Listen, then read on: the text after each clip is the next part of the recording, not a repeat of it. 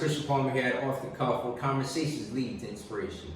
Today I'm joined by an amazing friend that took her passion in the film and entertainment industry onto the big stage. She's the founder of Brittany Rae Productions, directing her first play, Midnight Mugshot, that sold out 2 consecutive days in the Alvin Ailey Theater in New York City. Without further ado, here's Off the Cuff with Brittany Rae.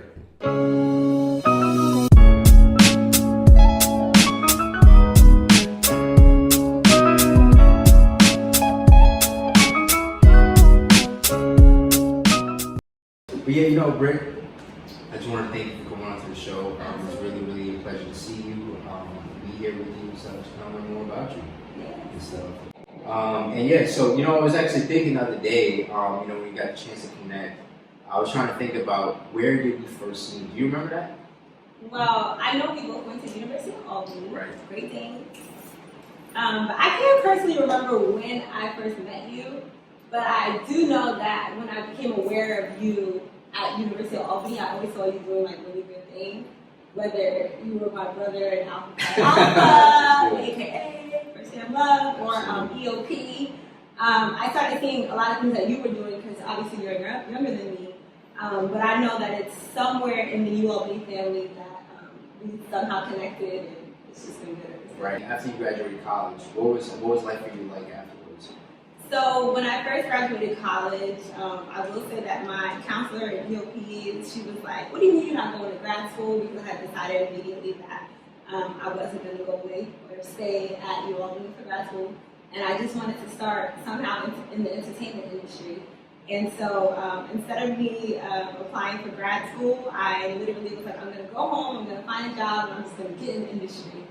And so everyone was telling me I was crazy because I was like really into my books. I graduated 3.88 at ULB. I was summa cum laude. They're like, there's only one path for you, girl. I was like, no, I'm creating my own path. So once I graduated, I literally had no job. I was home for the summer, but I literally was not, I didn't mind. I think when you have this millennial mentality, I had like $1,000 from my graduation money I saved that people gave me. And I was like, I'm living good, like I'll find a job. And so luckily around July, I got a call from WBLS radio station, and I had interned there a couple of years ago, and they had asked me if I wanted to work at WBLS. And I was like, yeah, because at the time I didn't have any job. And so I was like, okay, I'll come in for an interview. And so the people that I had interned with, they believed in me, but a lot of the higher bosses, they were like, she's like 22 years old. The type of job that it would have been is working with like hundreds of thousands of dollars. Like it would leave this in a 22-year-old's hands with only experience from an internship. And I was like, no, I can do it. And so I interviewed, they put me through this intense interview process that nobody else had to do. They made me do a project. Like they were just like trying to cover all angles, like just in case something went wrong. Like, well, we did put her through the test. And I passed all the interviews, and I did this project that no one else had ever do, but they loved it. And so it was a sales project, a pitch campaign, since I'll be working in the sales department for advertising. And so once they saw it, they loved it, and then I started working at WBLS and WLID. Oh wow! So how did you end up preparing for that opportunity? I mean, they said you're 22 years old, you're too young for this industry, and so how do you prepare for something like that? So for my interviews, I was just prepared based off of experience. Like I was like, look, you guys trained me. Look, I was working with you guys for my internship. So on the interview portion, that was easier. And then for the project portion, no one was willing to help me. I really had to do it on my own. And so I looked at it like a senior thesis or something, whereas I had to create like this whole deck and opportunity for a casino in Atlantic City. And so I just tackled it like I was in college. Like I'm like, this is a regular school project, I'm gonna just get an A on it, but really I needed a job on it. And so I think the only way I can prepare myself is like literally staying up the night before to do it. Like I really felt like I was in New Albany, like because I used to work better under pressure, and so it was like 2 o'clock. Yeah. So it was like 2 o'clock in the morning. My mom was like, "Did you start that project?" I'm like, "I'm gonna start it now." She's like, "Are you crazy?" Do it like 9 a.m. I'm like, "I work better under pressure," and I did it, and they loved it. So yeah. So when you got the opportunity to start your career at the radio station, yeah. what were some of the things that you were looking forward to? So I was looking forward to networking. I knew that I would be working with so many professionals in the industry, whether it be celebrities or it be the people that they're working with. I'm more of a behind the scenes kind of person. Like, I don't see celebrities and be like, oh my gosh, so and so. Like, that type of stuff doesn't impress me. But I know that it takes a team to make it happen for that person. And so for myself, since I put on productions or I create content, I'm less of a person that wants to be in front of the camera all the time. So I was very excited to work in radio to just see how the ins and outs of the radio station works, but then also meeting industry professionals, whether they're managing, production, all those types of jobs, because I felt like in order for me to be good at what I wanted to do, I need to know who's helping to create it happen for everyone else. So, absolutely. Yeah. So let's start with that, right? Let's actually dig a little deeper with that. You said creating content and finding people to invest in me and what I want to do. Yeah. What is it? What is that? So for me, starting back at the University of Albany, I was the president of Black Theater Productions on campus. What we did was we wrote all of the plays for the university from scratch. We wrote the music, we wrote the scripts, we created all of the content. And so, and which also for me kind of happened by accident because my friends were going to audition for a play and I just wanted to show them and they're like, just come on to this audition. I'm like, okay. And so I went with them to the audition. Then they somehow convinced me to audition for a role. And I got casted to be Dorothy of Wizard of Oz. So it was like crazy, like now I got a big role. It just was a lot.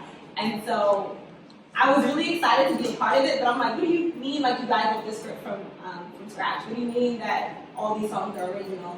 And I was really inspired by that, and it was really interesting. And I was like, okay, I want to learn how to be on the team. Like, it was fun as being, Dorothy, but I was like, I want to be the one that helps create things like this. So my sophomore year, I was like, I'm running for vice president. What? Like, literally. And I got voted as vice president. It was like the craziest thing ever. So you got voted or you got it? So I got voted to be vice president. Like, I went up on the bill to be vice president of Black Theater Productions, and I got the role. And then my spring semester, the president at the time had graduated, so I became president that my sophomore year in the spring semester, and then I remained president for the next two and a half years. And so I got my team together, we were writing all this content and doing plays at the university. We would cast the students off campus, and one of the greatest things about it was that we were finding raw talent. Like, we weren't just finding the students that were in the performing arts schools. Like, you had students that were athletes, we had students that were doing the poetry slams on campus, like all different types of students that became actors or became singers or could sing or didn't think that they could, sing in a play. So we were really developing talent. I mean, some of the people, we would just go to their house and like knock on the door, hey, we think you'd be good for our play, you wanna come audition? And some of those people are actually acting in different, on TV networks right now. And so it just was an exciting experience because we were young, and I'm still young, and I'm trying to find out how to also redevelop talent. But then people who are working regular jobs and they think that they can only survive by doing that, and it's like, no, like, we're millennials, we're young.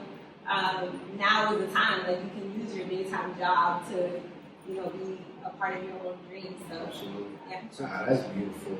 Tell me more about Midnight Mugshot. Like, what is it about? So Midnight Mugshot is about a young man who works in a barbershop, and he takes care of his little sister because his parents passed away.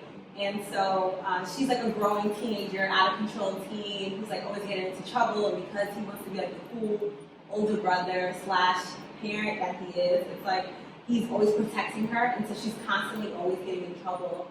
And people around him are warning him, like, hey, you better watch out. Like, you can't always like stick up for your sister. You can't always protect her. Like, she has to learn these things on her own. And so the types of things that she gets involved with starts to escalate, and then he starts to become a victim of the things that she's doing.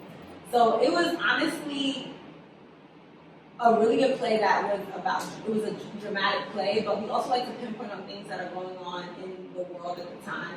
So it was a lot of it about social injustices and wrongful accusations and men go to jail for something that they didn't do, and this is the way our system is set up. And then just the importance of family and how you would go so hard to take care of your family. Like my brother, he's here today, shout out to Prince. But he, I would go as far as to do anything to make sure that he was good too. So, it's just a lot of themes that was also in our productions, which is something that we used to do even in Albany, is always touch on something that's relevant that people could relate to and also learn from. That's good.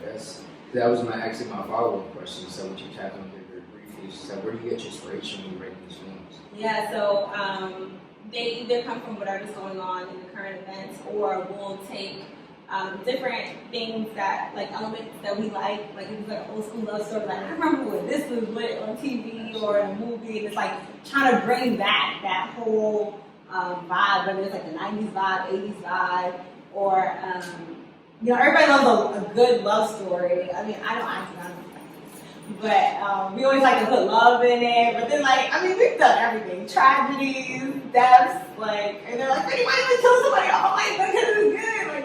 And I always like to make sure that the audience doesn't know what's gonna happen. I'll tell you one thing: you come to a Brittany Rae production, I promise you gonna be like, "Yo, I did not expect that to happen."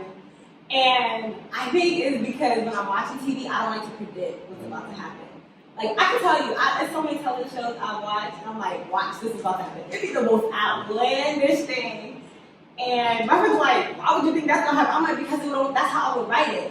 And that's when I started realizing that, I could write certain things, because I used to watch things on TV. I would tell my mom, I remember Scandal. Scandal. And there was a scene on Scandal where, Fitz was the pilot of the plane that killed her mother, but that didn't come out for 6 weeks. But it was he was a pilot. The mother was killed in a plane crash, right? And I'm like, yo, why shouldn't be the pilot be the one that killed the mom? And they're like, why would you even say that? I'm like, I'm telling you, because that's how I would write it. Then 5 weeks later, Shonda came through, and that's what happened. They're like, my mom was looking like I was crazy. She's like, how did you know that happened? I'm like, because that's how I would write it. Always trying to keep the viewer at the edge of their seat. So when we write our content, it's always stuff that we'll get in the writer's room. It's literally not a one-woman show. It's me and my team, and literally whether it's Fatima or Shanice, Joppy, Dwayne, shout out to all of them, Tyra, they'll all get in the room and we be like, we should do this, and even having, honestly, being a woman writer, African American woman writer, I guess it's in right now. A lot of women are starting to finally be respected to be in this industry. But I'll also shout out to the men that are on my team too, because I can write what I think a man will say, but then some of my actors be like, I'm Let's just up a little bit. Yeah, but I'm so open to that. I'm like, look, we're gonna have fun. We're gonna have a good time. And that's another thing about Brittany Rae Productions. Is I always wanted to create a fun environment. You shouldn't come here and feel like this is work. You work your 9 to 5. We're gonna have a good time. We're gonna be making jokes. But the men on my team as well, they have such great ideas. They're like, nah, throw that in there. And I'm like, yo, that was so we have so much fun. But it's also being aware that not just the things that I think is great is what they think is great, because I need my entire audience, because I know it's going to be multicultural, multi-generational, to enjoy it. And so it can't just come from what I think. It's definitely not a one-woman show, but it's really a great time to really work with one another to get really good ideas on paper and on screen. Absolutely.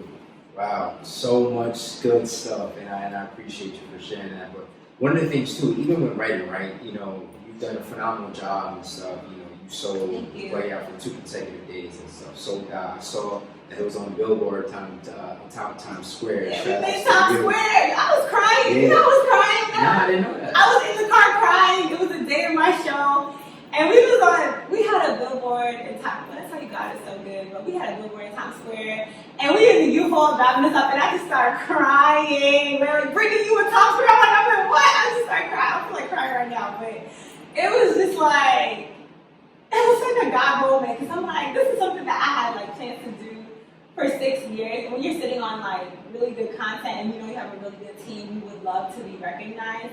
And I'll say this, we live in a world where people look at what everybody else is doing on social media and online, and you can really get caught up in what they're doing and think that you can't do it or feel like you're behind. But when I tell you it took me 6 years to do this, it did. And I remember seeing some of my friends had like billboards for like different companies they were working for. And I'm like, how, like it was so crazy. I had this weird thought in my mind, like that would never happen to me. So like when someone put me in Times Square, like I was just like, I remember that thought was like a couple of days ago because I saw it on social media. And so you really can't look at what everybody else is doing and say, I can't do that. And I'm like literally saying this on camera because I can see how discouraging that could be. And people will be like, oh, Brittany, you're always so smiling. And oh, like everything just works out for you. It's like, no, like there are times where you know, get a little bit discouraged yourself. And when that happened for me, I was just so happy and I felt like I deserved it and I earned it. I was like I just started crying. And they're like, and then I had just got my makeup done, so they're like, you're never on your makeup. And I'm like, I don't care, we went, like, you know, so that was just a great day. It was a really great day. It just was a reminder that like every single late night, because you gotta put in the hours, like this does not happen overnight. I'm still staying up late working on stuff, like, and if you're building a dream, it's like you have an amazing team, but somebody has to be the one that, you know, organizes those phone calls, create the schedules, even after your conference calls, working on the notes, and like it's literally a non-stop thing. Like I always say that I work a 9 to 5 and then I work a 5 to 9. Like, and my 5 to 9 is with Brittany Rae Productions, because if you don't put in time into that, no one's gonna do it for you. So that's one of the things that I'll say, like, y'all could be on Times Square too, like it will happen. You just have to do the work. And even for you, Palmer, like I'm so proud of you, like even you doing your show, like it's like if you don't do it, nobody's gonna do it for you. My boss used to tell me, like, people don't wake up in the morning and say, I think I'm gonna call my salesperson today or buy $1 million package. Like, no, you gotta put in the work, you gotta make the phone calls. So, yeah, shout out to just doing what it is that you wanna do for yourself, whether it's in sports or music, entertainment, television, a podcast. Like, there's so many opportunities now where you don't have to bang on the doors. Like, we live in the best time right now where you can create your own content and people will watch it. You can send it to your friends, send it to 5 friends, they'll send it to 20 friends, like it'll go viral in a second. And so now is only the time to really do what it is that you inspire to be, and no one can tell you what you can do. Like, there's a lot of haters out there, I will say, and they'll be like, you're doing what? Or how do you think that's gonna work? Like, and I'll say one thing too, like, just be careful also who you share your dreams with, and that could even be like in your family, because being a millennial, we're more likely to do things on our own and go for it, but like other generations, they don't understand this. So they might say like, you're crazy, or get a 9 to 5, and you know, it's not gonna work, and that stuff gets in your head and you're like, maybe they're right, like I should just do this.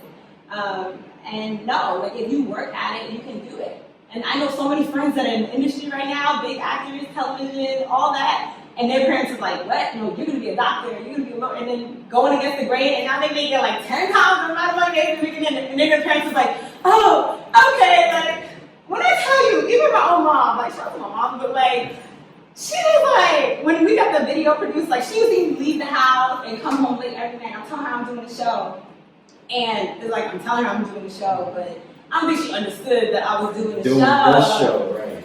And so when we got our sizzle reel back for the preview, I showed it to her, like, and she's like, what is this? I'm like, this is the preview. She's like, oh wow, like, you're doing like a real show. I'm like, so what you think I was doing this whole time? Like, and then when they got there, my mom and my dad, they seen it at the theater. It's like, wow, like, I don't even think they knew that I could do that. You know what I mean? So, and then once it happened, my mom was wearing this shirt and everything. I was like, she's like, I promoted it and everything. I was like, yeah, but when you was gonna promote it, we was down the block in the little community center, like, you know, so it's just, don't doubt yourself. If you know you can do something, like, just do it. And even if you fail at it or some things go wrong, just do it again, or just utilize your gifts, because we only one. Absolutely. Wow, cheers to that. Hey. More cheers to that. Don't do this, don't forget, isn't it? So, you know, you mentioned, you know, African American woman, writer. Yeah. Kudos to you, because you are changing the game, right? Yeah. And who are some of your like inspirations for film and entertainment industry that inspire you to continue writing? I feel like some of my inspirational writers and directors are like Alvin Ailey, Shonda Rhimes, Lena White. I mean, there's so many, and there's a lot up and coming as well that I like to look at. I can't think of their names like off the top of my head right now, but anybody who I see literally started with a dream and wasn't handed an opportunity. Because you have a lot of people who I think people are just giving them, okay, here's a platform, make it happen. Like, you know, Black is in. But I'm like, there's a lot of people that are out here that are also doing very tough topics, such as Ava DuVernay, when she did the When They See Us. Yes. And powerful. yeah, and you know, watching something like that, it evokes emotion, and that's what I also like to do in whatever I write or direct.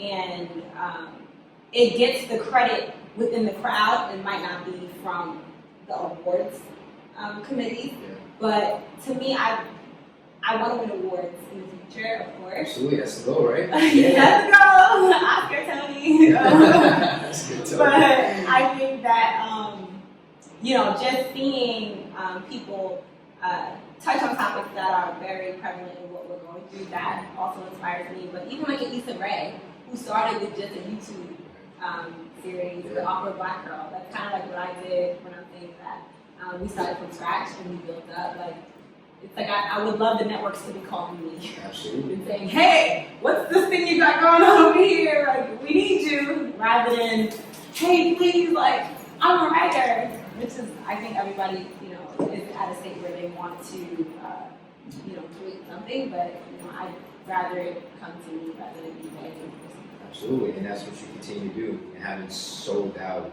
again, like I mentioned before, back-to-back days, having your banner and like a billboard on top of Times Square and stuff, and just creating, because I personally am upset and disappointed in myself that I didn't get a chance to see it. You know but what? From what I saw, so many influencers, creators, people of, you know, supporters that were there, and it just provided me a sense of gratitude and appreciation for you, just knowing you, like you said, 9 to 5, 5 to 9, right? Being able to uplift that and show your parents that, Mom, Dad, this is what I'm creating for myself. Yeah. You finally get to see something come to life, and to me, that's powerful. Yeah. So what about your team do you value the most? I think I value the most about my team is that we're literally family. Like, before we get to work, we're making jokes, we're showing memes, we're like, yo, did you see this? Or we're talking and just hanging out. And I love that they're very willing to just help me with anything for the team. Like, it's literally like, I can't even say that it's just for me, it's literally for the team. Like, we do this for the team. And so, a lot of times, they'll be traveling from so far. They're coming from Jersey, they're coming from like the last stop in the Bronx. It takes 23 stops for them to get to our meetings. Like, the sacrifice, because it's like, all right, so we got this little mantra. Yeah. I'm gonna share with you guys. Our mantra is 1 year to make it. Like 1 year to make it. 1 year to make it. And so we even said we're gonna start a record label called 1 year to make it. Don't steal my thing. I'm gonna copyright that before y'all put it. What's it called? 1 year to make it. So our mantra of 1 year to make it is really to get things in perspective that it's not much time out here. Everyone's making content. Everybody's creating something. Everyone has a team. And if we don't do what we need to do at the time that it's attainable, then it's not going to happen for us. And so we even have a word of the year, and our word of the year is attainable. And so when my team and I get together and we suggest certain things, and we're suggesting actors and actresses and locations, and I say, don't forget the word of the year, is it attainable? Because they be bringing up some names like, we can get Denzel Washington. I'm like, attainable. Like, literally, I wish I would have brought it so you guys could, like, we literally have a driver's board, and the word of 2020 is attainable. What actors are attainable? And it might not be somebody, like, it doesn't have to be people that I would say are just like our friends and family. Like, we created, savings so that we can create a budget to get actors and actresses, but we also want to be realistic on what we do because we don't have enough time. We only got 1 year to make it. And so, I like that. So we literally we as a team, we have to make it happen, and it's not going to be just me. I mean, there's times where right now we're filming a short film called Make Love Great Again. I like that. The project we got coming out called Black Collar Crimes. That's a good one. That's a TV show that we're working on. It's going to be so good. You have a launch date for that? You have a launch date? Yeah. So right now we're working in production for Make Love Great Again, and then next we'll be casting and doing everything for Black Collar Crimes, which is a television show that's focused on millennials and a little bit of funny things going on in order to make it. So it's kind of like our lives, where we are when you graduate college and you come back to the city expecting certain things, and what you thought was going to happen doesn't happen. So I'll tell you a little bit about that. I don't know if you mind. Yeah, go ahead, please. So yeah, so Black Collar Crime. I can tell y'all because it's copyrighted, so y'all ain't so all right, so we're good here. So Black Collar Crime is a television show idea that we had came up with about students, how we go to school, we do the right thing. We come back to school, we got all these loans, and we're trying to find a job. Not everybody has it like me, where like a job calls you. Like you're trying to apply to all these jobs, and it's like you don't have experience, and you know how are you going to make it out here, right? But then when you come back, it's like it seems like the people that you left behind are doing way better than you. Like you go to the club where you was once lit at the Alvin Ailey, everybody can't wait till y'all walk in, but now you go to the regular club and like the scammers or the bottom people, they don't want the older girls in front of their face. They don't care who certain guys are. Like it's about finding your balance in this world as it is and doing what you got to do to make it in this world. So it's some crimes in it. It's some love stories in it. It's just real. It's real. It's whether you went to school, it's whether you were in the military, how you can come back and you think that your life is going to be great after you served your country and not knowing where that's going to take you. So that's some of our projects that we're working on right now. So we have like a schedule for these things, and then we also have a spin-off of Midnight Mugshot. Really? Yeah. I'm in there. So spin-off to Midnight Mugshot will be a television series that we wrote called Unlikely Neighbors, where we're putting the barbers back in action. So they're actually roommates, and it's like a sitcom-y, how, you used to watch the 90s shows, so like whether it's like something like a Jamie Foxx show or Fresh Prince, it's like a sitcom about these funny guys who work in the barbershop and like the things that they deal with day to day. Yeah. Wow, I gotta get a whole schedule, so we got Yeah, I'm gonna give you a whole like breakdown and stuff like that. Well, Britt, I know we talked about a lot and stuff, and now we're kind of concluding and we're kind of getting to the last couple of questions here. What's one thing that you wish people knew about you more that you never had the opportunity to share? Good question. One thing I wish people knew about me is my heart for people, I think, because it's like I want myself to succeed, but if I'm just standing by myself, like what's the point of being here? So it's like literally getting my whole team, whether it's the people that work with me behind the scenes or even the actors that are on the screen, giving everybody an opportunity to really become their best version of themselves. Like literally, where some of my actors, they work behind the scenes on shows on Broadway, but they want to be on Broadway. So I'm giving you the outlet to do that. And I think that even with Brittany Rae Productions, like I saved my money to do this, and I didn't ask anybody for anything. I had some people on my team saying, "Here, take this," like trying to give me money and everything, just because they supported the vision. And everyone has that same mentality. Like we all want to help each other. We all have a dream. We all want to see ourselves be able to buy our families houses and things like that. So I think I just want people to know my heart for people. And then also for people that are watching, like they might not see, they might not be a part of it, but they might see it and it might spark them to want to be a part of it or create their own vision. So heart for people.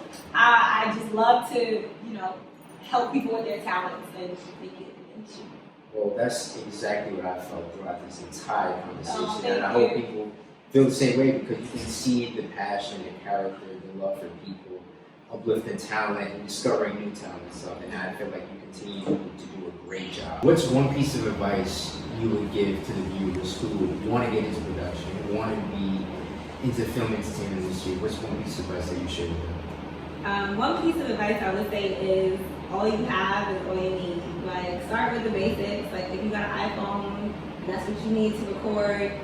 whether you're recording something with visual or on your voice notes recorders for a podcast, like start from the basics. I think sometimes people think that, you know, they're supposed to have like this whole setup and when I get this, when I save my money to get this, like honestly sometimes that never happens because you need to start with what you have. So when I say, you have what you need, start with the basics of what it is that you have, whether it's people that can help you with something, reaching out to your friends and family and what resources they have to either get you an internship or get you in the door, or even sometimes through the window.